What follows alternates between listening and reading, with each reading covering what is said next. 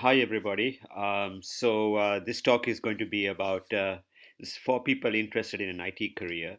We're trying to I'm trying to talk to high school students and university students, try and tell them how to prepare, what to expect, and so on, and what kind of skills to build up. I'll talk a little bit about myself. My name is Archunan Vaseekaran. I live in New Jersey, United States. Um, let's see, born in the States, but probably spent about the first 4 years of my life in Jaffna. Then in Colombo after that. Then went to school in India. Then came to the States for university. I think in 1981, and I've been here ever since.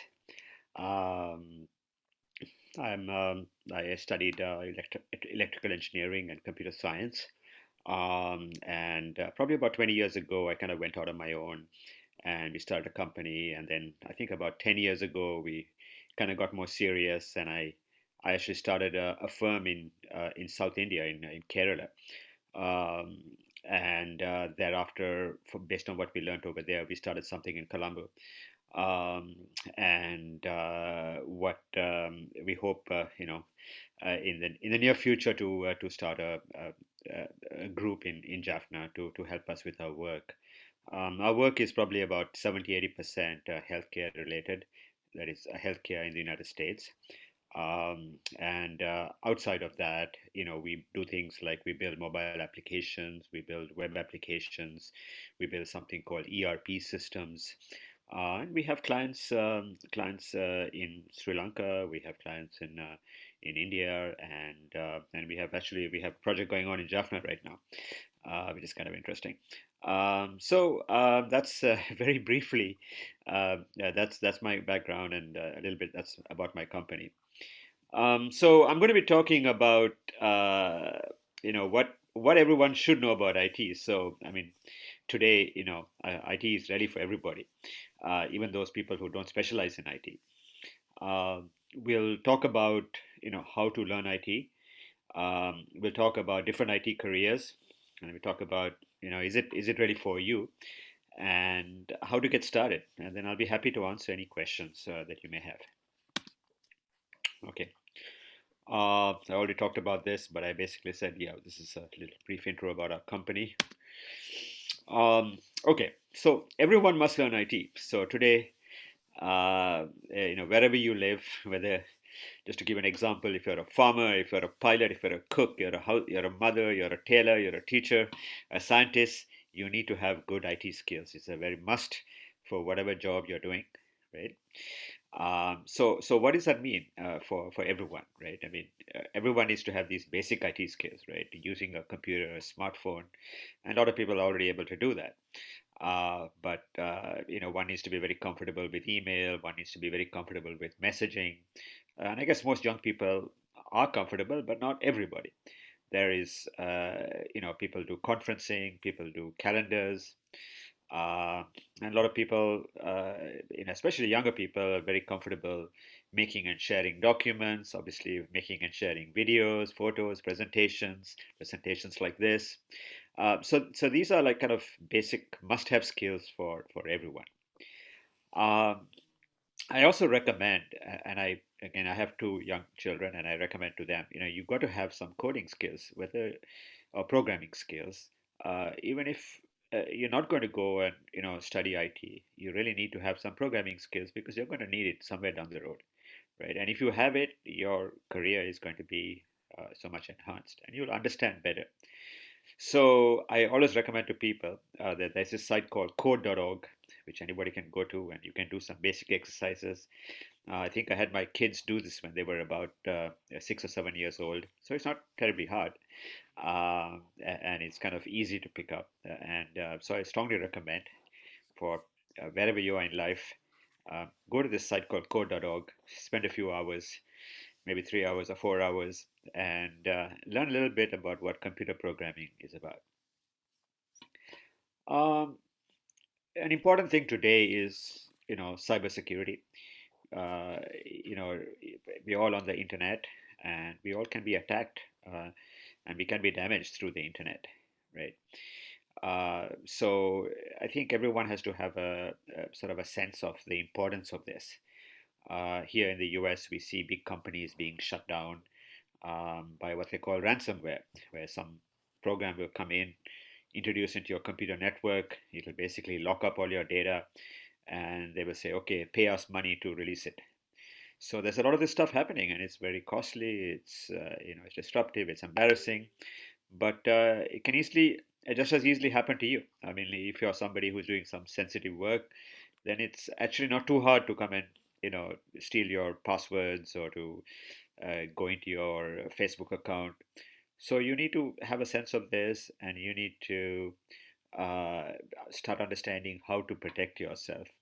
Now, this is an entire talk by itself, but I'll just just leave you with a couple of thoughts. Okay, one is always use strong passwords wherever you are. Okay, so don't use ABC123 as a password. Use don't use password as a password. Use a complicated password. So that's and don't share those passwords with your friends. Okay. Uh, and then the next thing is be careful what you download or click on. A lot of times, we get email attachments and they are malicious. So be check to see where they're coming from before you download it or click on, because if this is how people take over your computer, they'll send you an email and they'll just send it to a lot of people. They'll send an email and say, okay, download this Word document or something, and then you download it, and then some program runs and it takes over your computer, and next thing people have access to all your personal information. So again, this is a subject by itself, but very important that everybody be aware of this, right? Okay. Next topic would be you know everybody who does computers, really the what we learn in the classroom is out of date after a few years, right? I mean, the fundamentals are there, but you really have to learn by yourself. And this, I think, is probably true of most modern jobs today, right? It's unless I don't know, you're doing something like I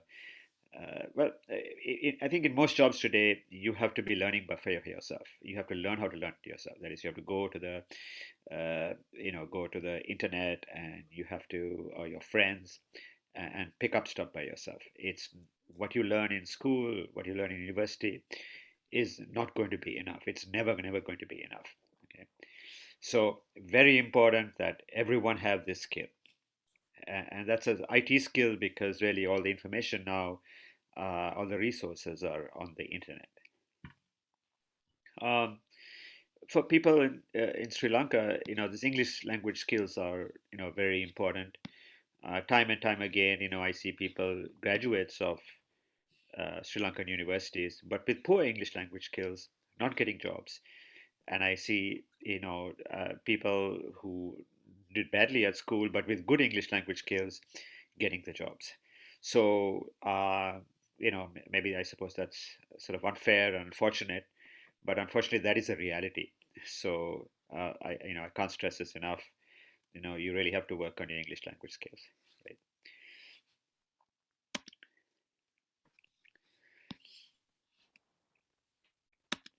Okay, so let's talk about preparing for an IT career, right?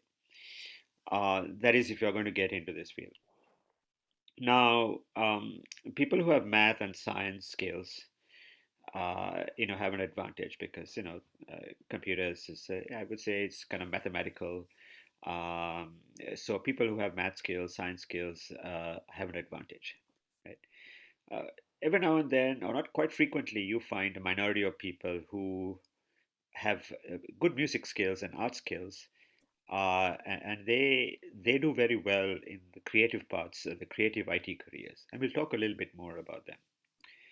Uh, Physics and engineering skills are probably the best. Probably some of my better people that I work with tend to have like electrical engineering skills, or having a computer science degree. In Sri Lanka, it's you really need to have a degree to do this, right? For some people, you can have a entry level plus a higher diploma after high school can be enough, right? But generally speaking, a degree is a must. Certifications, like from companies. So companies like Cisco, Microsoft, there's an organization called A Plus. They offer various kinds of certifications, and having those certification is an added plus, uh, because that's a way to demonstrate your seriousness to a prospective employee. Right? And again, most knowledge in an IT is self-taught ultimately. What you learn in school is part of it, what you learn in your diploma, but really you have to learn so much from by yourself. So I can't stress this enough. If you're not interested enough, okay, in the field, you will not do well. You must have the interest. Right? Very, very important. I mean, don't get into this field. I mean, a lot of people get into the field because it's a good career. I'll get a good salary or good job. No, you get into it, that won't work. You have to be interested in it. Right? You have to kind of love it enough, and probably more than other jobs to do well at it. Okay, so I can't stress that enough. Okay, so I made a list here, and this is not a complete list. I made a list of IT careers, right? And I'll talk a little bit about each one, give you some sense. Okay, so there's IT technician. You know what? I'm just actually going to jump right to the each individual description instead of reading through this. So let's start with the first one. Okay. So the first one is IT technician or network administrator. So the IT technician is the guy who installs the computers. He keeps them running. I guess he's the guy who plugs them in, sets up the software. If the machine is broken, he troubleshoots them. Um, then there's a network administrator. So every company has a network, and that network is connected to the internet. And the network administrator is the person who sets up those networks. He does the cabling. He configures what they call the routers, which are the devices that connect the computers together. He configures the internet connection. So I would say these are probably some of the easier jobs in the IT career, in IT. Okay, so let's get to something a little bit harder, and that's the analyst and the report writer. Okay, so most companies today, or most largest companies, I would say, they would have a database. They would keep their accounts in there, and they would have people who would, basically analyze the data. Analyze the company's sales figures, or analyze the hours worked, or look at the costs. So this is almost like an accounting function, but with the emphasis on writing reports.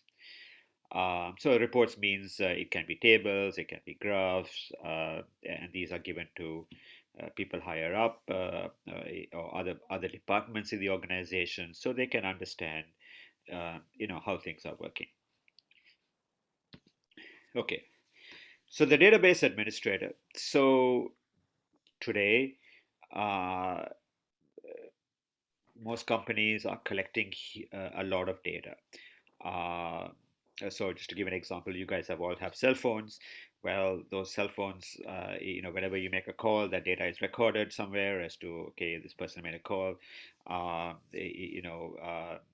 sure a lot of people here have online banking. So there's a tremendous amount of data that's being generated by all our activities.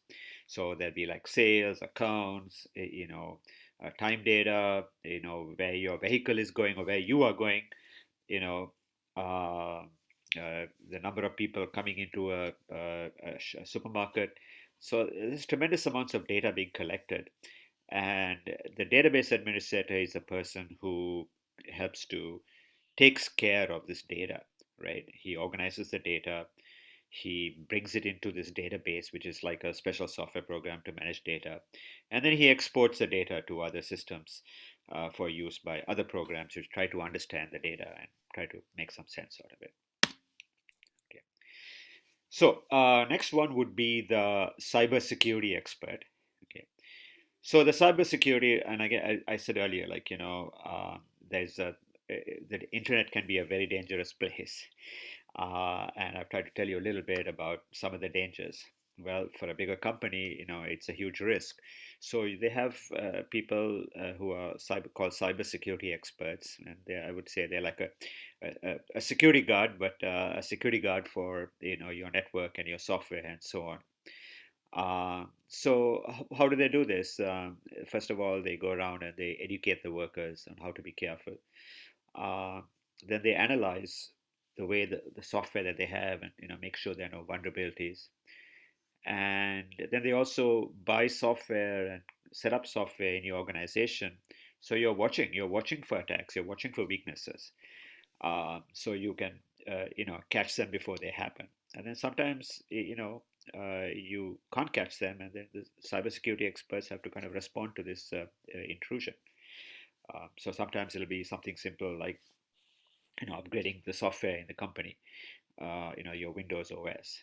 But it can get very complex. So this is it's a big field, I think. Okay, so some of you might be seeing this more. It's a kind of a big word, and it's a data scientist. So what the data scientist does is he is like an analyst, but he's much more sophisticated. They run specialized software called machine learning or predictive algorithms to find patterns in data, right? And then they use that to try to improve the company performance. And they typically work with a lot of data, right? Tens and thousands, sometimes millions, sometimes billions of records of data. Uh, so this is by itself, this is a huge area. Uh, People are trying to take advantage of all the data they collected to find patterns, which could point them towards new business areas or to um, make the existing business areas more efficient. Okay. Um, so every company, well, every decent sized company will have some sort of an IT manager, right? And he will be the person who understands business, but he will also understand computers, and he will help the company to tell the company, okay, what to buy, what kind of data to collect. uh, if there are software that needs to be developed in house, he will have a project manager who will be responsible uh, for uh, for installing this software, or programming this software with the help of other people internally and externally. So typically, most of you in most companies, you'll be working with an IT or project manager. Now, if you're doing programming and you're developing new types of software, new programs, then one career that people is needed is the test and quality assurance engineer. And these are the people who work with people who develop new programs, and they will basically test the software, right? They will see, is this software working as expected? Is it fast enough? Is it easy to use? So a lot of things that we do in our company is that we sort of expand or we build new software. So we do a lot of this kind of test QA work. And you know, for some people see it's boring, but then we also automate a lot of the work that we do, and it's much needed. So again, it's I think it's a good area to get into. Okay. So these are now I'm talking about computer programmers, web developers, mobile developers. So these are the people who actually program the computers, right? You guys all using Zoom right now, and that's something on the web. So there's programmers who built that software. For those of you, most of you probably have a smartphone and you have lots of apps over there. We have people who program those apps. Okay, now this is kind of technically challenging and probably technically the kind of the harder area. I guess this area and the area of data science is probably the harder areas to the harder careers, but also you know uh, probably the most in demand. Uh, this is some things you can do. Okay, so in my case, I work with a lot of people who do exactly this. Right? Okay, so on the creative side, right, for people who are good at art and uh, good at graphics. Uh, you know, you need people called UX designers or user interface designers, people who are animators. So you will see on some of the programs that you work with, or maybe on the TV, you will see animations. You will see most of the web pages you go into. Uh, there will be somebody called the UX, the user interface designer, who will kind of decide, what sort of piece of information should be put in which area of the screen. Um, so basically, how to get people to interact with the programs in an efficient way. This is more art than science, right? It has to do with colors, has to do with where you place things on a screen or on a device. So this is more for the creative types, and it's again, it's I'm sure there are people out there who will find this very interesting. Okay. Then there's the people who develop games. So games are like the computer programmers, uh, but games actually can be very challenging, and they're probably maybe the hardest area in some ways, technically. Uh, and they also games also require creative input, right? You have to decide what type of game to build, what figures to put there, how to animate them. So it's a very challenging area. Um, and today, a lot of apps that you see that you work with, actually they borrow ideas from games, because they games are much better at engaging people. So the business apps try to use some of those concepts to keep people engaged and to use their software. Okay. So this area is called DevOps and cloud engineering. So uh, a lot of the computers that we use today are not, not in some companies building. They're in these data centers, and then we refer to them as a cloud. But companies like Google and Amazon, they have these huge data centers, and so a lot of times when we need a computer for some purpose, uh, we don't go and buy one from the store. We go to the cloud, a company that has computers in the cloud, and we rent them. And we say, okay, give us a computer for so much time with these specifications. And they say, okay, it's going to cost you so many rupees per month or per hour sometimes. And so that's where most of the new computers are. They are all in the cloud, and we need people who are cloud engineers. They know how to set up these computers. They know how to install the software on them. So it's like earlier on I talked to you about the PC technician. Uh, this is like the other extreme of that, because this very readily takes a lot more skill to keep these things going. Uh, and the DevOps engineers, uh, that is development and operations, they are the people who keep all these things running and keep all the software and these computers talking to each other. Uh, Again, technically very difficult area, I think, but a lot in demand, right? So more and more stuff is going on in the cloud. So it's uh, again, I think it's a very good area to get into.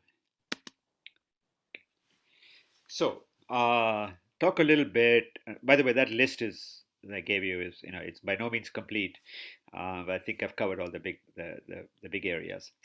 Uh, Now, how do you decide on a career, right? So here are some suggestions, right? One is you have to build up your basic IT skills. There's a lot of free online programming courses. I mentioned earlier code.org. I also mentioned khanacademy.org. Anybody with a computer or a smartphone can access these things, right? And get a lot of knowledge this way. Uh, there are free computer science courses from MIT, one of the best institutions in the world, which you can go and take. It's free. Uh, we all learn a lot from our friends. We Most of us learn to use computers from our friends. So don't underestimate that. There's so much that we can learn from people around us. course, at some point you need to go and do this at school. You need to get a university and diploma courses and so on. Uh, and then after that, you can you can look for a job, you can look for an internship. Uh, by the way, there's a website here I'll give you a link to, and it's called itcareerfinder.com. And it maybe gives you a little bit more description about some of the different careers that I was talking about. Okay. I guess now is question time. By the way, my company has, I think, one or two open job openings. So if anybody's interested in full-time job or internship, there's an email address over here. If you guys have questions about, which we don't answer today, feel free to drop me an email. I'll try to answer.